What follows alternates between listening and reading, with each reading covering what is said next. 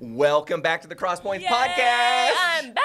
Orah, she's back. I'm so excited. Oh my goodness, I'm so happy to be here. I'm so excited that you're back. I mean, you've been gone a long time. I feel like I was pregnant for 75 years, so like everything Exactly. is just one big blur for me. I'm sure it was. So let's go back. The last time you were here, it was in December. Oh my gosh, you're right. And now we're headed into spring. Oh my goodness. And thank God for spring. That's all I have to say. I need Seriously, spring thank badly. you, Lord, for the spring.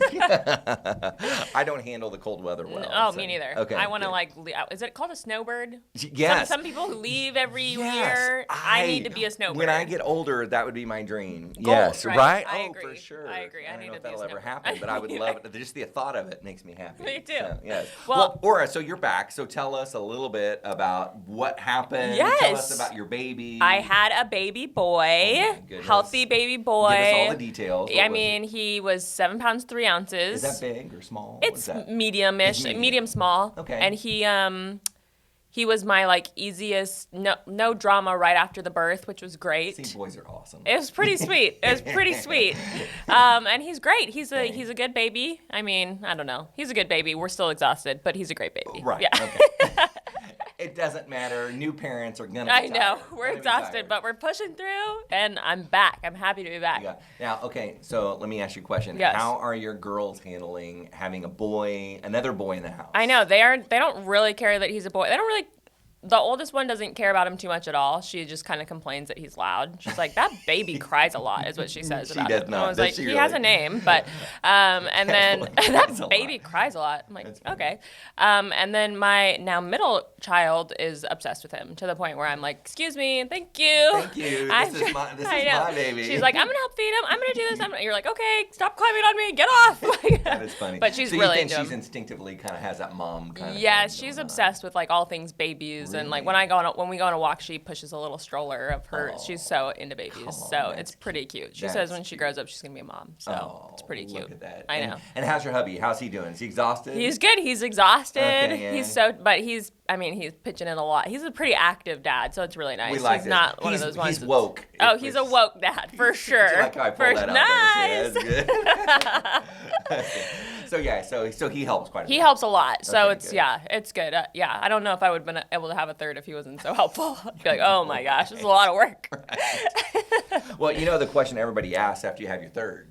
Am I having a fourth? Oh, exactly. And I That's say, the I'm point. not recovered from my third. Excuse me. Hello. Hey, it's been what? A couple months? I know, exactly. The time is ticking. I Let's do know. this. Just kidding. Like, oh my goodness. I hate it when people do that. I know. That's I'm right. like, well, I'll tell you exactly when we start trying. No, Right. I'm just kidding. I know. I'll wear a shirt or something. Yeah, Don't that's worry fine, about yes. it. Don't worry about it. Praying for the fourth. Yeah, exactly. Oh, that's great. Well, I'm so glad you're back. I'm happy to be back. And we are, we've got a great season 3. Actually, this is Yay! season 3 now. You're This right. is episode 1, season 3. Oh Can you my believe we've done goodness, 3 season seasons? 3. I think we're just getting better with time, like cheese, like wine.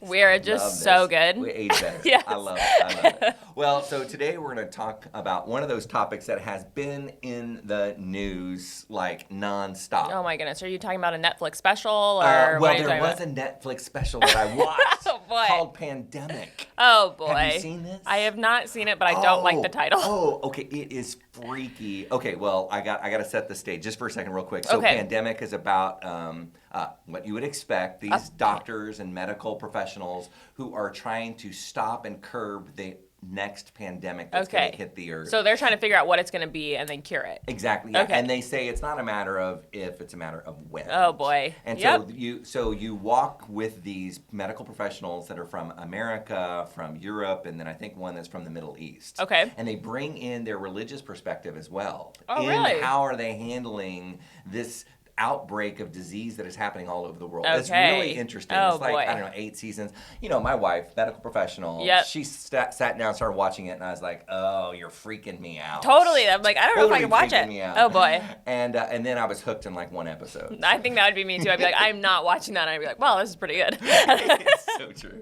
So one season, but anyways, really interesting. Anyways, in the news, the coronavirus. The coronavirus. This virus, it's all about how much beer you drink. Is that what it is? Corona, is that what it does kind of sound like that. Where did this name What come a from? weird Do you name. have any idea? No, I have no idea I where did the not name do came the research from. on No, why me neither. I Corona. should have though. What were we thinking? I know. Yeah. Well, it's a weird name, but it is I heard that this weekend that Costco lines were out of control. That that they were putting limits on how much toilet paper and water you could get at Costco because people were just really going crazy. Was this here in Kansas City or was this on the nationwide? Okay, nationwide. I saw specifically the article was about some Costco's in California. Yeah, but okay. And I could totally see that. I know. Right. I'm like, boy. But I don't know if you know this, but the CDC said, the Centers for Disease Control, yes, said for people to start taking, to have some stockpiles in their home. They said 1 to 2 weeks Can worth. you believe that? It's like, I don't even remember how much 1 to 2 weeks worth of food is. Like, I don't know. Like, I don't buy, I just kind of like, oh no, we don't have dinner. Better go to the store. I was going to say, I think I've got 1 day worth of food. I'm not a big prepper. No, same here. Yeah. Yeah.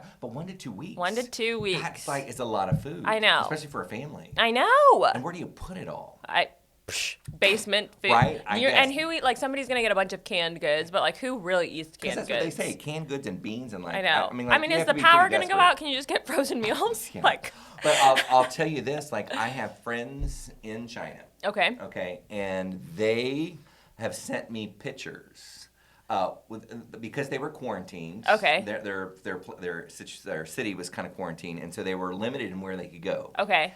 And when they would go out, they'd have to wear a mask. Number one, it was required for the whole population. To wear the mask. They went out and they went to their local. It's not like a supermarket like we have. It was kind of an indoor-outdoor market. Okay, yeah. Where all their fresh produce and all that kind of stuff. Kind of like river market or something like that. Yes, kind of like a river, exactly like a river market.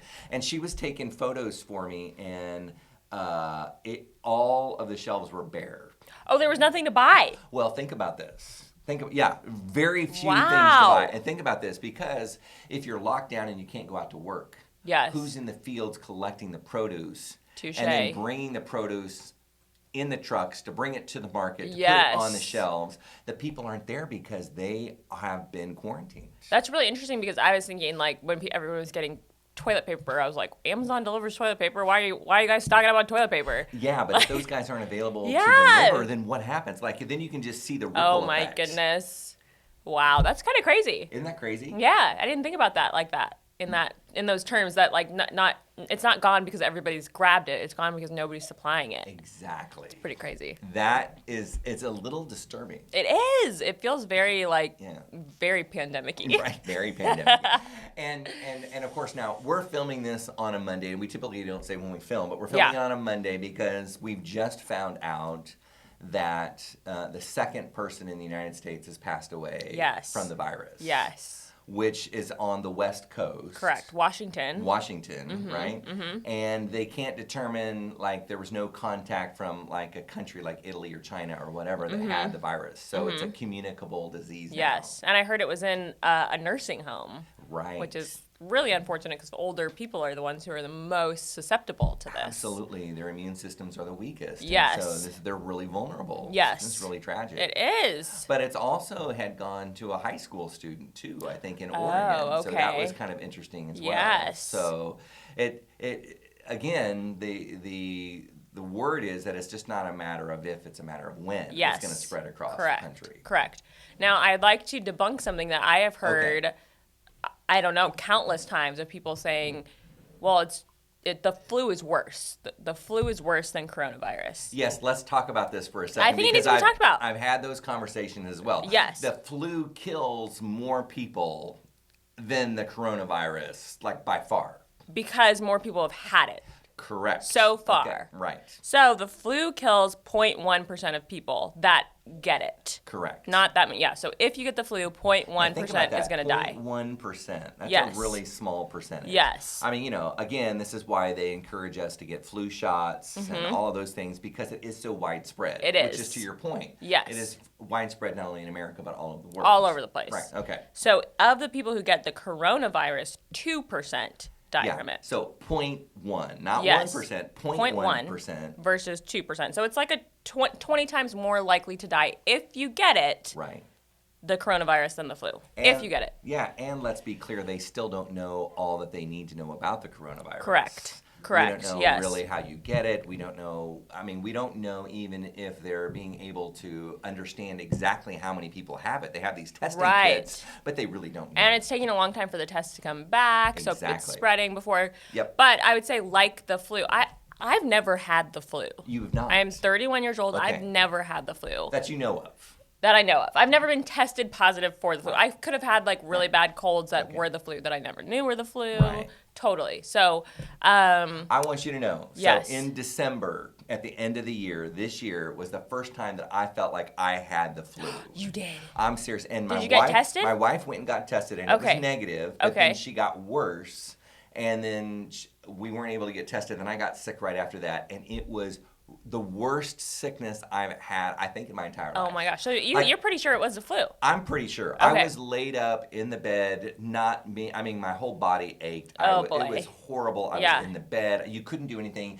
You know, sometimes when you're sick, you want to watch TV. I mean, my eyes were hurt. I didn't even want to watch TV. It was so bad. That is the worst when you're sick like that. Terrible. Oh my gosh. So again, so yes, you think about how bad you felt. Yes. And then now we're talking about and you're like a healthy male that would most likely not die from the flu. Right. I mean, you're not old, you're not young. No, and I run. Yes. Come on, Orah, I'm out so there I'm running. just saying, like, it's probably so much worse for babies and elderly. Sure, for the flu, if your immune system is weakened. Yes, it's crazy. So I tell you this, I did a deep dive on pandemics. Oh boy, okay. Which is not something you should do. I don't know that I would want to do that, but I'm happy to hear the information, David. So the deep dive that I went on is the Spanish flu. Yeah, okay. In 1918. Yeah, that was the last one. That was the last one. Yes. It killed a ton of people. All over the world. A ton. How many was it? Do you know? Like 50 million or something like that? I can't remember. But I can't remember that. I mean, they said, I do remember. Anywhere between 30 to 50 million people. Oh my gosh. And That's of course, so the many population people. of the world wasn't that large. Right. So comparatively, it was a pretty big deal. Yes. And what I found so interesting is they said that World War I actually accelerated the rate of the Spanish flu. Oh, intrigue. Yes, and did you know that the beginnings of the Spanish flu, they think, happened in Lawrence, Kansas? No way. I had no idea. No way. I've never heard that before. Military base just outside of Lawrence. Okay. And as a result of that, one guy got sick. They don't know how, they don't know where, and then within a matter of 2 or 3 days, 555 officer or army, one of my army guys, what am I saying? Military officers were already sick with the Spanish flu. Wow. Within 1 day. Wow. It went like crazy. That's one of the crazy things we don't know about the coronavirus, by the way, is the incubation period has been reported super differently. They don't know. That sometimes they're like, oh, I think it's like a month before you show symptoms, 14 days, like just, so you could have been around, it's crazy. I know. So a day later. Anyway, that's so pretty, a day later, yeah. it was a major outbreak. And then they said because they were moving all these troops around because of the war, they were on the front lines, they were back home. And then when they would send them to the front lines and then they would get really, really sick and they couldn't fight, and then they would take the people with the strongest outbreak of the flu and bring them back to these military hospitals where all the population was that accelerated the disease. Yes. And anyways, and it was just they just in this article that I was reading, I was just blown away by number one, how quick the virus spread. Yeah. And number two, how devastating it was to the culture at the time. And they said one of the main reasons why it spread so fast is because there was a lack of understanding about hand washing. That hand washing is probably the best preventative when it comes to these kind of diseases, which if you think about it, it's the most simple of things to do. I know, and I will tell you that, but I will also say that I have toddlers, and it blows my mind. Okay, tell me, what do you mean? Just like how much their hands are in their mouth, how they're like, they are outside playing, and then all of a sudden they're licking their hands. Like, just things where you're like, I don't understand how we can't learn about germs. I feel like we've learned about germs a lot. But that's how things like spread like crazy. Is there something instinctive about having your hands to your face or rubbing your eyes or your nose or whatever? Yes, it's crazy. It's like, for us, it seems so obvious. Like, well, we're not going to spread it. We wash our hands. Right. But we're members of families that yes. are germy and carriers. Absolutely. And so that's how it happens. That's how it spreads. I know. It's crazy. So all of this then leads to how is it going to affect our daily lives if it continues to spread? Yes. Have you thought about that? Besides the idea of stockpiling food and that kind, are you going to stockpile food? I will do a bigger Walmart order. Yeah. Okay. Yeah, totally. Have them come to you while they can. Yeah, I know. I'll get some more frozen meals for sure, and I'll eat them regardless. Right. So yeah. Whether you like them or not. I'm like, no, I'll eat them. Like, I'm not really cooking with the baby anyway. So. Right. Yeah. So I'll probably do something like that. Now let me ask you this: what about your husband? Like, what would it look like for him if we were having to quarantine here in Kansas City? He can work from home. He can. Okay. But like he works for like a construction company, installation company, and they wouldn't be going to people's houses to insulate or anything like that. Right. You know, so I don't know what business-wise what that would look like. Right. You know, like, would he have anything to do? Is he working from home? I don't know. Which is what the issue has been in China with these friends of mine that I know that are there. It's like, you know, what do you do? You're quarantined for 2 weeks, 3 weeks. Some of them have been quarantined for over a month. Oh my goodness! I hope you have some adult coloring books. That's so boring. I mean, you can only watch so much Netflix. You can only binge so long, right? Before you're like, I want to get out there. I mean, this is why productivity has slowed so much, and the stock market has crashed because of the realization that, man, all of the productivity has stopped. I know. It's really crazy, especially because you could take some solace in thinking that, like, well, only 2% of people are going to die. It's like not that many. Right. But if you think of like that of like the population that would get it, it's still a ton of people. Right. Like it still could be 50 million people. It could be. Absolutely. And not only that, though, but it's not just the people that die, but it's the people that have to quarantine themselves and stop doing what it is they normally do in life. Yeah. Like that has major ramifications. I know. Yeah. It is. It's crazy. I think I've talked about on here that I love this book called Station 11. So I remember you saying something. What was that about?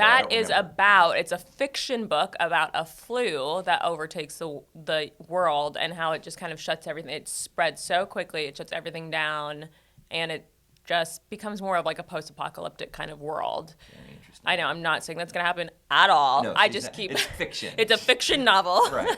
But I keep thinking about that book because it's one of my favorites, and I've read it a couple of times, and I think like, oh my gosh, this is crazy. Like, this is like, playing out yes, I know, and like hopefully not at all, but like just like, it's just kind of. I'm not a prepper. I didn't prep for Y2K. I'm not a prepper. I'm not in that. But then like this, you're like, oh, I guess I should get some frozen food. Well, if the CDC says it, I mean, it's not like some right-wing, left-wing conspiracy. Yeah. This is like our government is saying, listen, you need to have some stockpiles. Yes, does it kind of freak you out a little bit? A tiny bit. Yeah. Like, I don't know. It's kind of weird. It's real. Like, I think it's easy for, like, especially me being a Gen Xer, like, it's easy for me to be cynical. Like, yeah, okay, whatever, and roll my eyes. Yeah. And so I have to be careful not to do that because that's my tendency. Yeah. And so then they go, okay, you think you're better than the government. Right.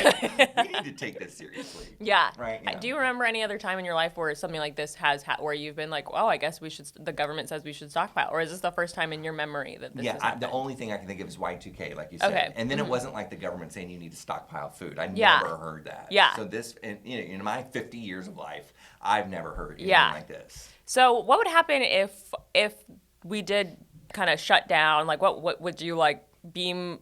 Or like stream things from Beam? Would you like to stream Beam things? me up, Scotty. Right. I've been watching a lot of Star Trek. Would you? I love Star Trek. You love Star Trek. I just started watching it. Oh my gosh. Would you start streaming church like from your home? Like, what's your plan? So we've actually talked about this a little bit. Andy actually brought this up. We were in our break room, and I was reading this article. Ooh. In my hot little hands from the Kansas City Star, which we still get the paper because everyone still likes to read the paper. I like it. Not at home, but here at church. And just spreading germs everywhere, David. Great. Let me shake that right there. We were reading this article, and we all started chatting a little bit. And Pastor Andy said, what are we going to do with church? Yeah. What if we can't gather together? Because I don't know if you know this, but the government has the power to shut down assemblies. I believe that. I heard that France was saying if there's anything in a closed confinement of 5,000 people or more, you're not allowed to meet right now. The Louvre closed. The Louvre closed. Not because the government said so, but the Louvre just wanted to.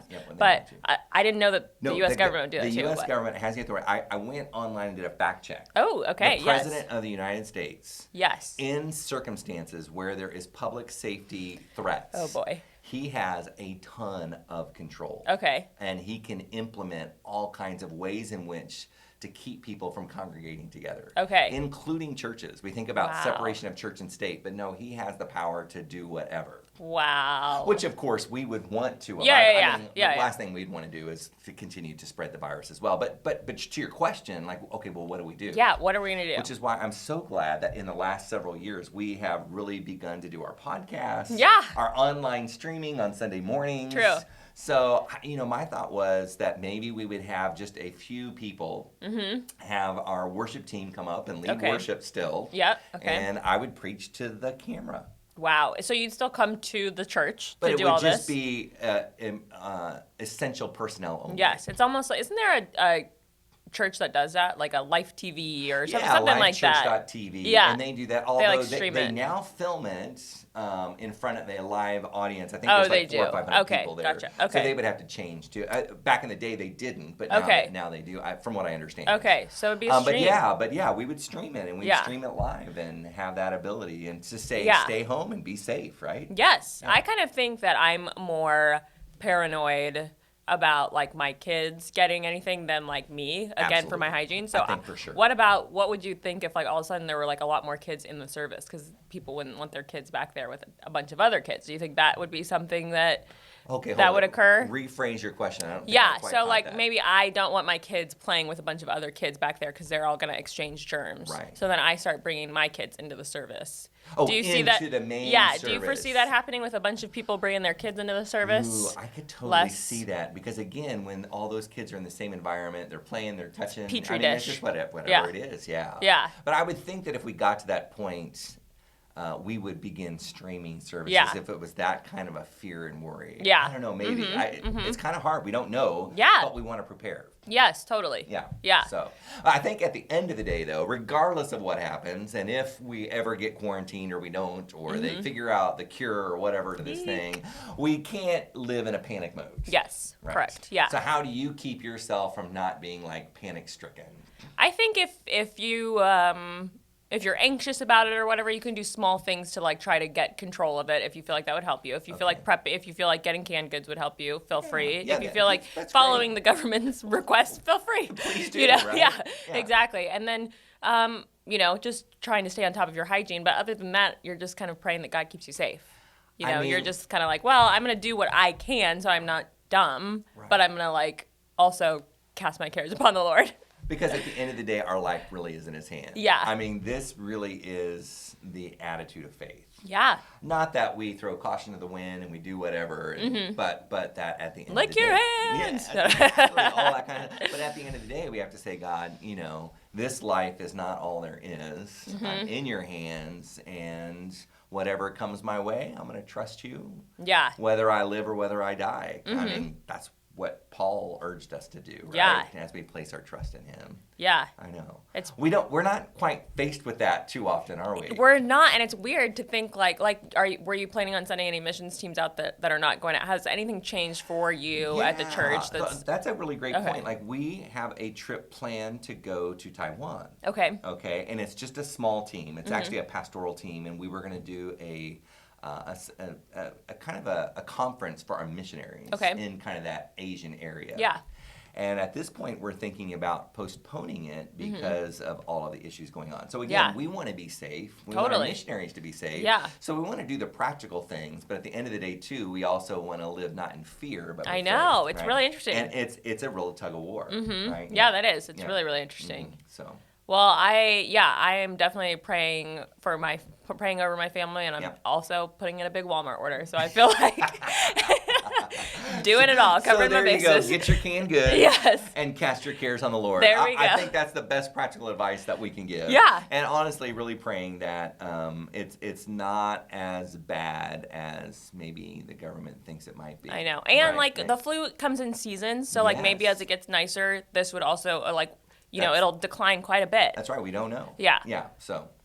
Yeah, we'll see. There you go. Okay, well, quite an interesting podcast for your first time back talking about pandemics. I know. Hey, if you are quarantined and you're watching this, go ahead and head on back and listen to our old podcast. Binge. Just binge it. Start binging. There's a lot of great things on there. That's right. Well, thanks for joining us today on the Crosspoints Podcast with Orah and David. So glad you're here. Make sure you smash the subscribe button. Yes. Like us. Share it. Comment. Do it all. Come on. Season 3, Episode 1.